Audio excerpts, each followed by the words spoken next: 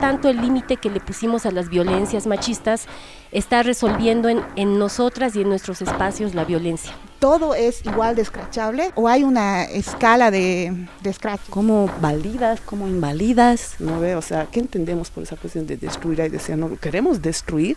¿A quién queremos destruir? ¿Cómo queremos destruirlo? ¿No? Moralmente, penalmente, socialmente, civilmente, o sea, ¿cómo? Luego, ¿tener justicia es mayor criminalización? ¿Será la posibilidad, no sé, que un colectivo, que como colectivo estemos todo el tiempo sosteniendo eso? ¿Y qué pasa cuando sucede esto de la compañera, no? O sea, tú haces escrachar al tipo y luego ella vuelve. ¿Qué pasa después de que pierde el boom mediático, desde que pierde su momento? ¿Qué es lo que quieres? ¿Qué te sana, digamos?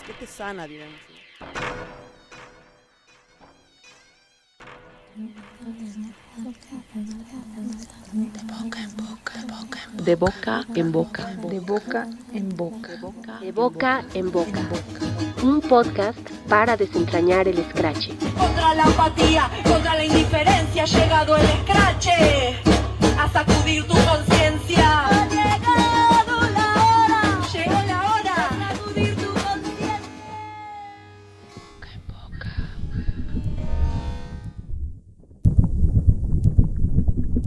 Si la justicia estatal no está resolviendo los problemas producidos por la violencia y la impunidad, ¿el escrache lo está haciendo? ¿El escrache produce justicia feminista en todos los casos?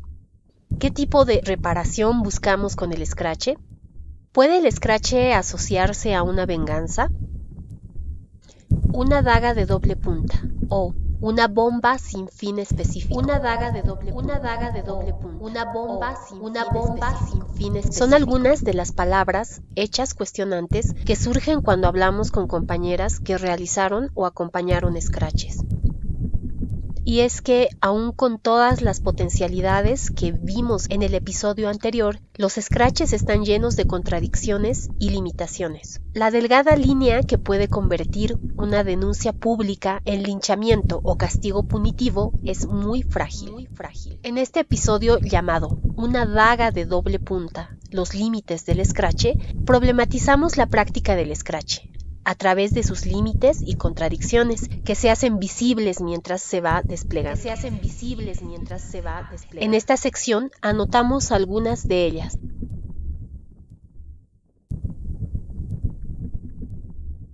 Cuando tú te atreves como a utilizar esas armas del opresor, es como de doble punta. Te da a ti, le da a él también. ¿Cómo salimos de eso?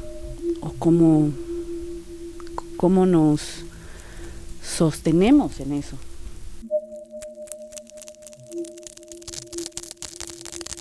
Entonces es una cuestión de que hay muchas contradicciones en este mecanismo del escrache. Hay muchas contradicciones porque entran en juego, ¿no? Entran en juego cuestiones de señalamiento, entran en juego cuestiones de superioridad moral, entran en juego cuestiones de castigo, de anulamiento, que el feminismo como tal rechaza, ¿no? Estas cosas, rechaza. Pero al mismo tiempo yo considero que sí sirve. Entonces creo que hay que aceptar nomás estas contradicciones del escrache, hay que hablarlas, hay que charlarlas para buscar otros mecanismos también, ¿no? Porque el momento que se da el escrache, ese momento de calor funciona a muchos niveles. Pero después, ¿qué pasa? Los tipos sabemos que no les pasa nada, pero ¿qué pasa con nosotras? ¿Mm? Otra vez esa necesidad de cómo gestionamos esto, no solo en lo inmediato, al calor sino qué mecanismos, cómo nos creamos, cómo nos tejemos para sostenernos con el paso del tiempo, a los 6 meses, al año, a los 2 años, a los 5 años.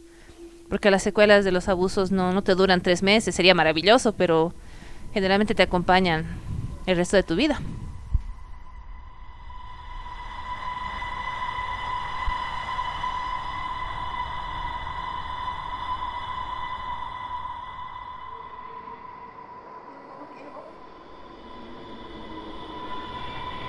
Igual decir que ha sido todo un riesgo porque de los escrachados, de los funados llegaban, ¿no?, a nuestras páginas. Eso como para bajar las mismas páginas, ¿no?, para amedrentarlos, digamos, lo hicieron otras mujeres sobre todo. todo eso nos ha dejado pensando mucho, ¿no? Incluso de llegar a las propias casas que lo dieron a través de las redes de compañeras, y lo mismo gente vinculada a círculos de poder que bajaron las páginas más de una vez. Y en Santa Cruz, saben ustedes, este escenario fascistante que está muy, muy combinado con formas y lógicas patriarcales, ¿no? Eso es algo de lo que nos ha pasado y que también nos pone a pensar mucho sobre nuestra seguridad. Pero también este último he notado que algunos ya están bien sinvergüenzas. O sea, no sé hasta qué punto también es. No sé si es de acuerdo a la edad, que también deberíamos analizar, porque los más jóvenes sí están aterrados, ¿no?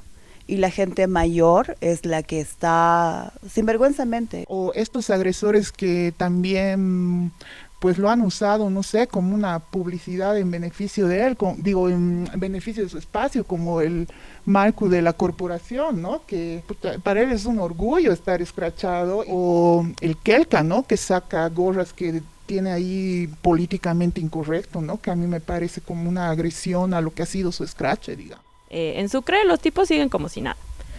No, han chillado, han llorado un rato, me han amenazado con demandarme, me han hecho amenazar con sus parejas, con sus hermanas, con sus primas, ¿no? Después de ese 8M. Pero no han hecho nada al final, pero están tranquis, no pasan naranjas. Pero pienso que para la víctima sí es importante. Y si el cuate le da la gana y tiene su gabinete, bueno, te cae con un proceso, ¿no? Y otra vez volvemos a la misma situación de, no sé si revictimización con eso, ¿no?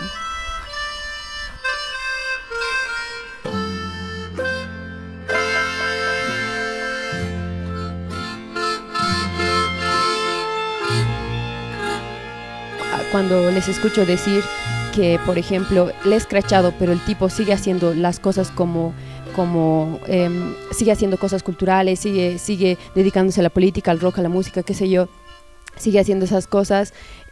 Cuando decimos sigue con su vida, queríamos destruir su vida, ¿no? O sea, que cuando hemos escrachado, ¿cuál era nuestra intención, no? O sea, ya sanar y sacar, ¿no? Tener catarsis, sí, aquí para nosotras, pero después qué queríamos hacer también con el otro, ¿no? O sea, y me gusta esa pregunta de cómo destruimos, qué queremos destruir también, porque al final, exacto, por ende exacto, ya, conclusión, ya, no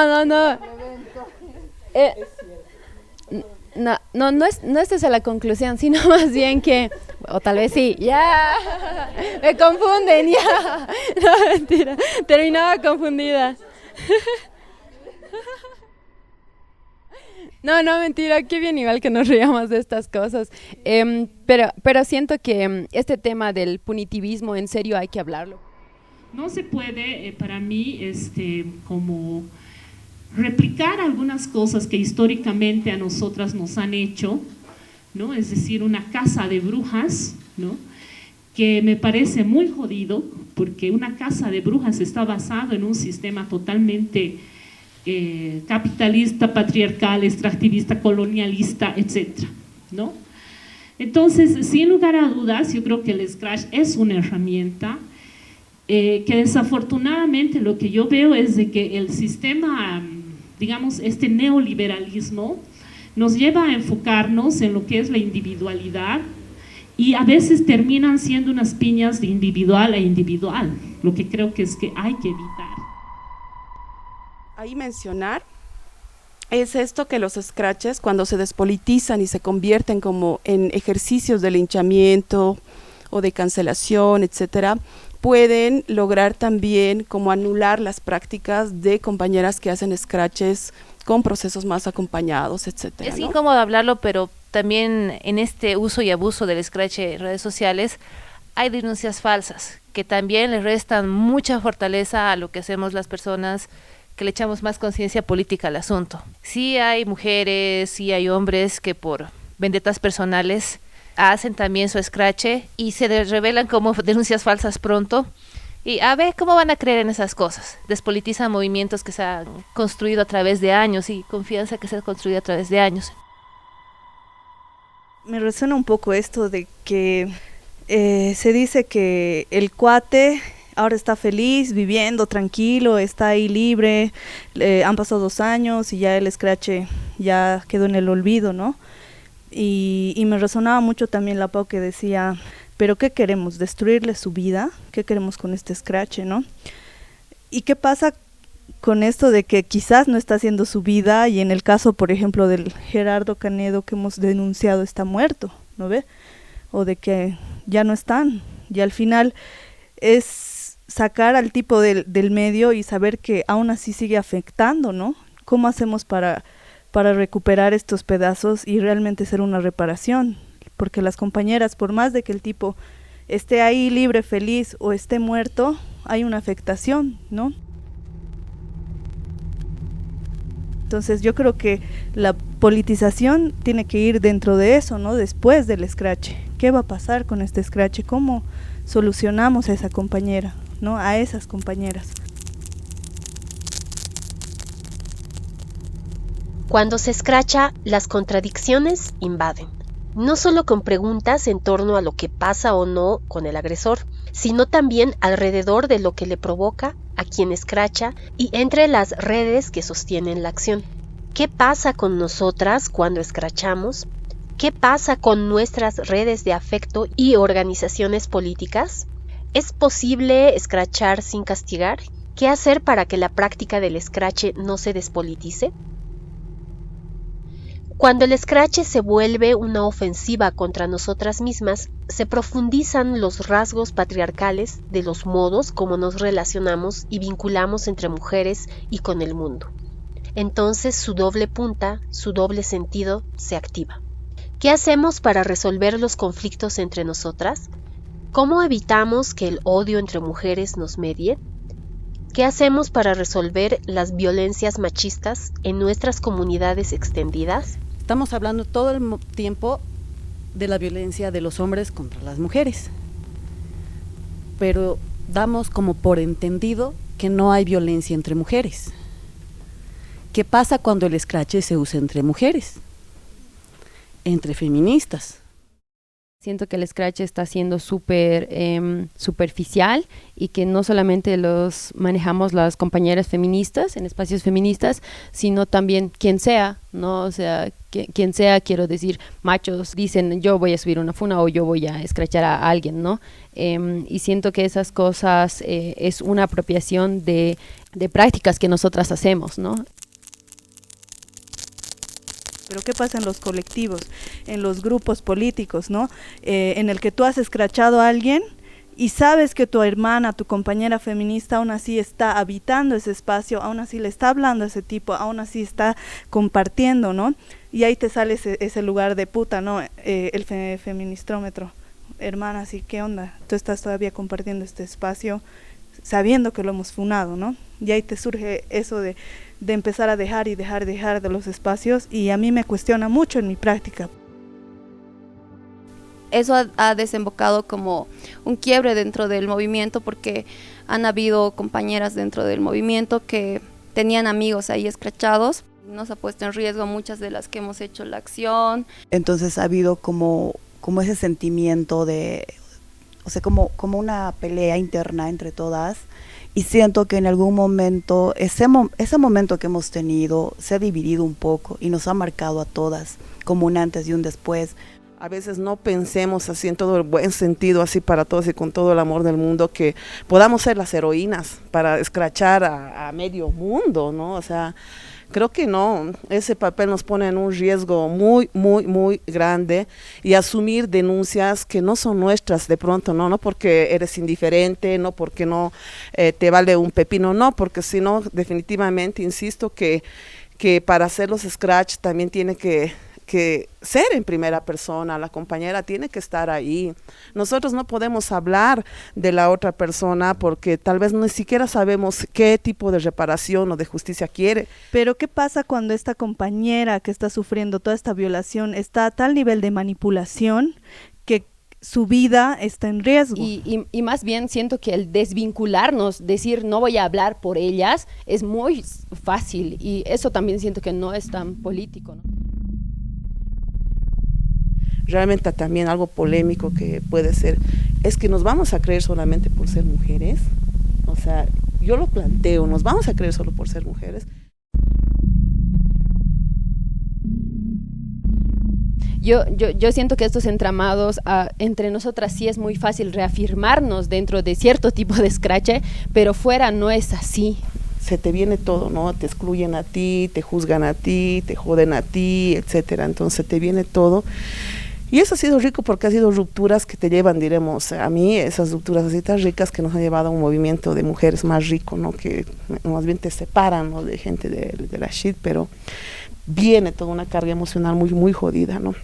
Alguna de ustedes mencionó que es salir de este rol de víctima, o sea, sí, en algún momento, ¿no? O sea, porque tomas la palabra, nombras lo que te pasó, la violencia, pero eso no significa que dejaste de ser víctima porque el resto te va a ver así. O sea, vos fuiste la que escrachaste, te hiciste conocer porque lo denunciaste y dejas de ser cualquier otra cosa, digamos, ¿no? Que a mí me ha costado tanto reconstruirme. Qué difícil es a veces salir de ese papel de víctima cuando uno obviamente se lo propone, estás ahí, te animas a hablar, pero el resto te va a conocer como eso, ¿no? Entonces es complicado, es complejo porque una vez más vuelvo al lugar de subalternancia que tenemos, que nos pone siempre en contradicción. Entonces la daga sirve para matar a él y para matarme a mí también.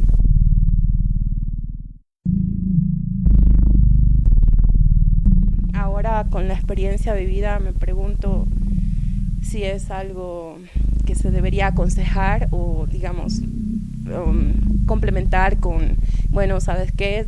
Se puede hacer el escrache, pero casi que siempre vas a estar sola, ¿no? Porque por más de que haya el acompañamiento, quien se va a dormir con todas estas preocupaciones o todo lo que pasa en tu entorno, pues sos vos sola la que ha hecho el escrache, ¿no? Y entonces, claro, 2-3 días está en las redes y después se cae.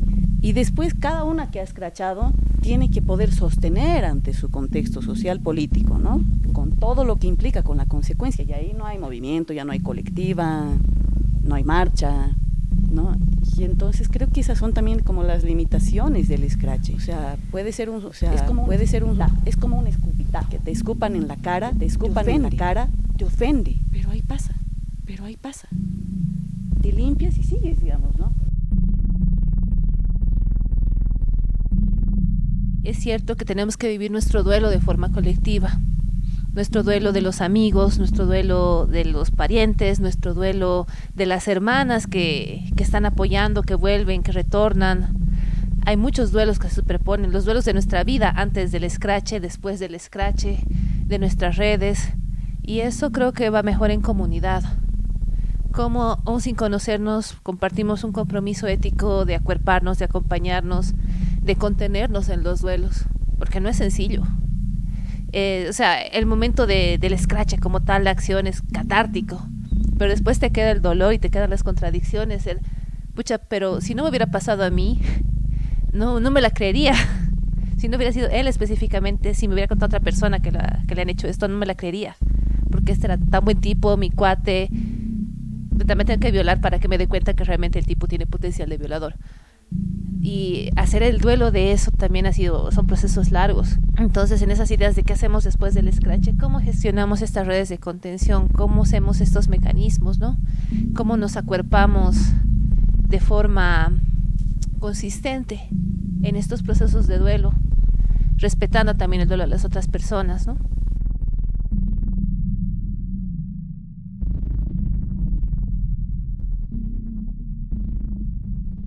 En este capítulo hemos hablado de los límites y las contradicciones del escrache, con la certeza de que el mundo y la justicia que deseamos aún la estamos ensayando y construyendo, con aciertos, contradicciones y muchas preguntas. Este podcast contiene las reflexiones, los debates y aportes de compañeras con quienes compartimos experiencias de lucha y prácticas de escrache en un espacio crítico, los primeros días de abril de 2024 en la ciudad de Sucre, Bolivia.